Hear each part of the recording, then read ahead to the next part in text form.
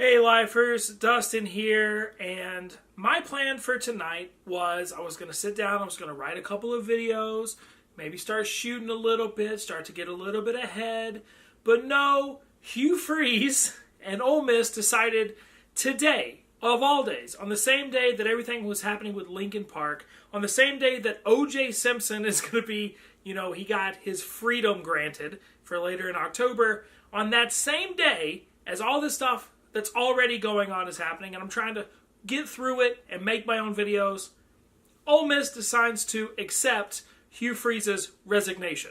Ole Miss has said that if HUGH FREEZE did not resign, that they were going to make him resign anyway. Freeze went 39-25 in 5 seasons in Oxford. His best seasons were in 2014 and 2015, when he led Ole Miss to their first ever back-to-back wins against Alabama, as well as a number 3 ranking in 2014. Ole Miss alum and biblically named Matt Luke will take over as interim head coach in the meantime. He was the offensive line and co-offensive coordinator for the Rebels.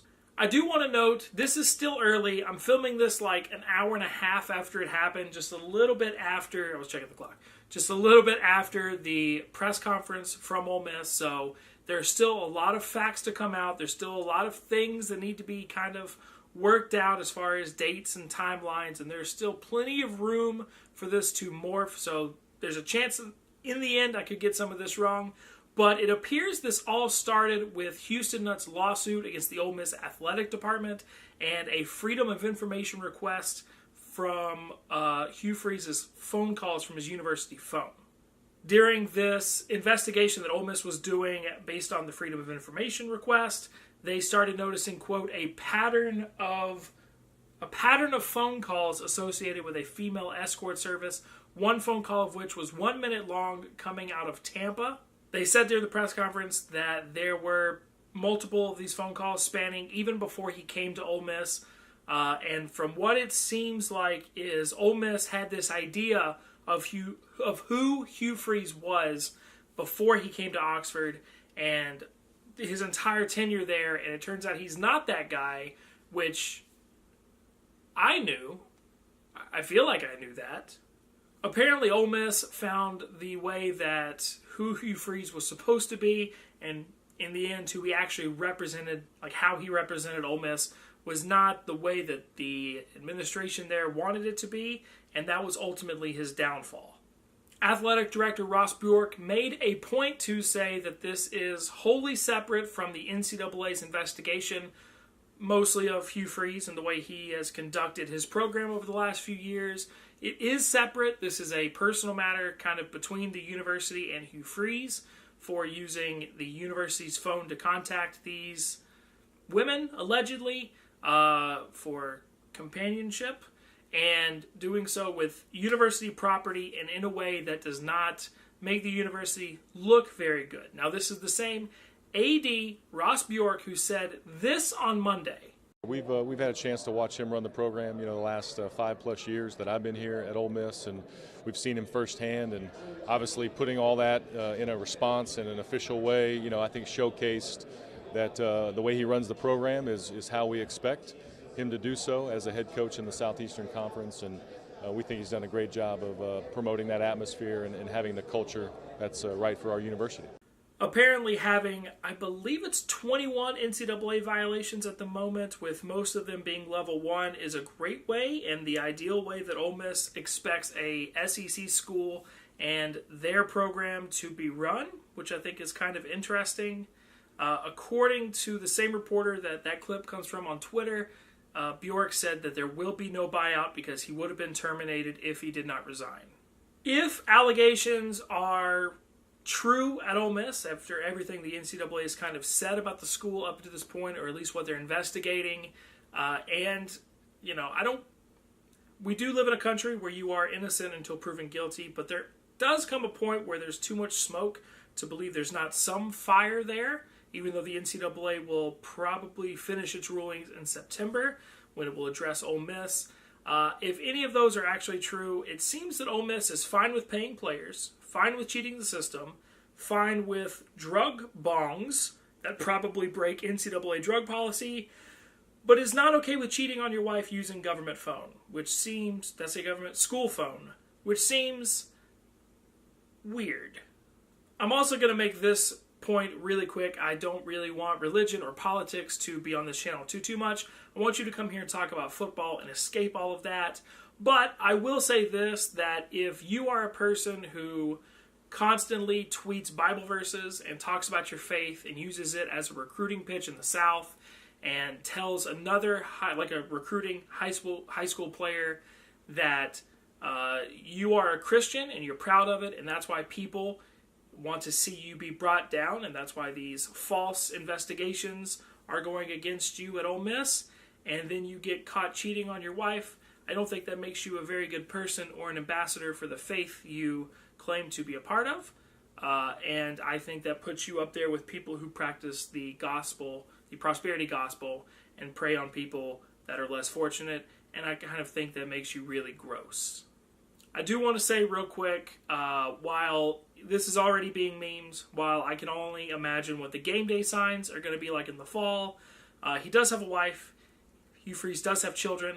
And this has got to be just the worst for them, to be in that community right now, to watch their husband and their father be a national punchline and a national joke. So try not to go too harsh on social media, because they're probably going to see some of that. I don't care for this guy at all. I think he's scum, but I don't know. I just don't want his kids or wife to be involved in this in any way. The 2017 year has kind of turned into a little bit of a wash for Ole Miss. They're going to enter it without a permanent head coach for this season. They have an interim head coach, but who knows how that will work out. Sometimes it works out. Look at LSU and Clemson. Sometimes it doesn't. Look at most of the other times. But they also already instituted a self-imposed bowl ban. So they already were not going to go to a bowl game even before HUGH FREEZE resigned. So this season they're coming off a 5-7 season, so it probably won't go too great in Oxford. The good news is they've never lost a tailgate, so that's good. It's time to look towards the future real quick. So there is no direct line of succession like there was at Oklahoma, but you do have some candidates out there, including former SEC head coaches like Les Miles, who I'm sure would love to get back in the SEC, maybe not play Alabama, but would love to beat Alabama, and would love to go to a program that loves beating Alabama. And I'm sure he wouldn't mind getting into the rivalry and beating LSU a few times. That would probably feel pretty good. What about Lane Kiffin? If he proves himself at FAU, whatever that means, and maybe goes 7-5, I don't know, gets him to a bowl game. He's learned. He has had some beef with Nick Saban in the past. He is a good coach. He did pretty well at Tennessee that one year in the SEC. Maybe Lane Kiffin comes to Oxford. What about Charlie Strong? I know he didn't do very well in Texas, but he did really well at Louisville. He has a great defensive mind at Florida. We'll see what he does at USF. Are there any other head coaches that you can think of that might be interested in this job? It is a tough job, but HUGH FREEZE has some talent that he has there. However he got that talent is to be disputed, but there is some talent at Ole Miss. You do have a woke fan base that is really into football at the moment, and this is a campus that believes that they can win. So you're stepping into not what HUGH FREEZE stepped into, which is arguably a worse job than it is now. You just will have whatever penalties the NCAA levies against the university hanging over your head, so maybe that dissuades a couple of people. Overall, let me know down in the comment section what you think about all this. It's one of those weird things where it is at the exact same time more surprising than Bob Stoops and not at all surprising. So it's not at all surprising because Bob Stoops just was like, all right, I'm done. And everybody was like, what? What do you mean you're done? He's like, I resign. And that was at the beginning of June. And you don't really expect that to happen in June. But this is also surprising because of how much the university had dug its heels in to protect HUGH FREEZE, even though I and many other people do not think they should have done that once these NCAA investigations were starting, they probably should have just let him go. North Carolina did that to Butch Davis when Butch Davis didn't have anything to do with any of the investigations, any of the penalties that they were charging for it in the NCAA. So This one directly named HUGH FREEZE multiple times.